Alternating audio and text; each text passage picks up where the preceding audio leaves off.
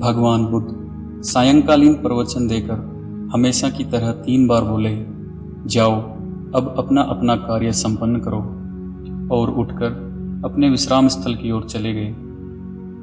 आनंद भी उनके पीछे पीछे वहां पहुंच गया। आज आनंद ने आखिर बुद्ध से पूछ ही लिया कि आप एक ही बात को 3 बार क्यों दोहराते हैं। बुद्ध की आदत थी कि हर बात वे अपने शिष्यों को 3 बार समझा देते थे। अब आनंद को ये शायद फालतू की बात ही लगती होगी कि अब रोज रोज ये क्या 3 बार दोहराना कि जाओ अब अपना अपना काम करो। अरे भाई, स्वाभाविक और समझी हुई बात है कि बुद्ध के भिक्षु हो तो संध्या कर्म और सभा के बाद सब ईश्वर चिंतन और ध्यान करो। अब ये भी कोई रोज रोज समझाने की बात है भला। तब बुद्ध ने कहा, आनंद, तुम कहते तो ठीक हो कि भिक्षु को रोज रोज क्या समझाना कि जाओ अब अपना अपना काम करो, पर तुमने शायद ध्यान नहीं दिया कि यहाँ धर्म सभा में आसपास की बस्तियों के भी काफ़ी सारे लोग आते हैं और वे शायद पहली बार भी आए हुए हो सकते हैं, इसलिए उनकी सहूलियत के लिए भी ये जरूरी हो जाता है। पर आनंद के हाव भाव से महात्मा बुद्ध को ऐसा लगा कि वह इस बात से शायद सहमत नहीं है। तब बुद्ध बोले, आनंद, अब तुम एक काम करो। आज की ही सभा में जितने लोग बैठे थे उनमें एक वेश्या और एक चोर भी प्रवचन सुनने आए थे, और सन्यासी तो खैर अनेक थे। अब तुम एक काम करना कि सुबह इन तीनों से जाकर पूछना कि कल रात्रि धर्म सभा में बुद्ध ने जो आखिरी वचन कहे उनसे वे क्या समझे। अब आनंद के आश्चर्य का कोई ठिकाना नहीं रहा। उसको खुद नहीं मालूम कि इतनी बड़ी हजारों की धर्म सभा में कौन आया और कौन नहीं आया, और भगवान बुद्ध एक एक आदमी को जानते हैं। और उसे आश्चर्य हुआ कि वे कैसे पहचान गए कि कौन वैश्या है और कौन चोर है। उसने बुद्ध से उनके नाम पते लेकर मुश्किल में रात्रि काटी और सुबह होते ही तहकीकात में लग गया कि वाकई वे सब वही हैं जो बुद्ध ने बताए हैं। सुबह होते ही आनंद के सामने जो पहला सन्यासी पड़ा, उससे आनंद ने पूछा, रात्रि सभा में बुद्ध ने जो आखिरी वचन कहे कि अब जाकर अपना अपना काम करो, उन शब्दों से आपने क्या समझा? भिक्षु बोला, इसमें समझने वाली क्या बात है। भिक्षु का नित्य कर्म है कि शयन पूर्व का ध्यान करते करते विश्राम करो। आनंद को इसी उत्तर की अपेक्षा थी।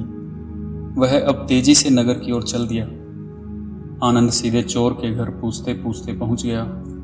चोर भिक्षु आनंद को देखते ही गदगद हो गया और उसकी सेवा में लग गया। आनंद को बैठाकर उनसे आने का प्रयोजन पूछा। आनंद ने अपना सवाल दोहरा दिया।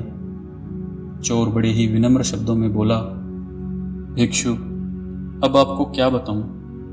कल रात पहली बार बुद्ध की धर्म सभा में गया और उनके प्रवचन सुनकर जीवन सफल हो गया। फिर भगवान ने कहा कि अब अपना अपना काम करो, तो मैं तो चोर हूं।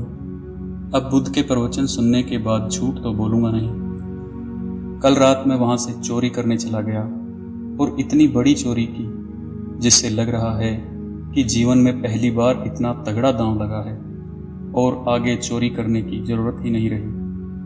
आनंद को बड़ा आश्चर्य हुआ और वह वहां से वैश्या की घर की तरफ चल दिया।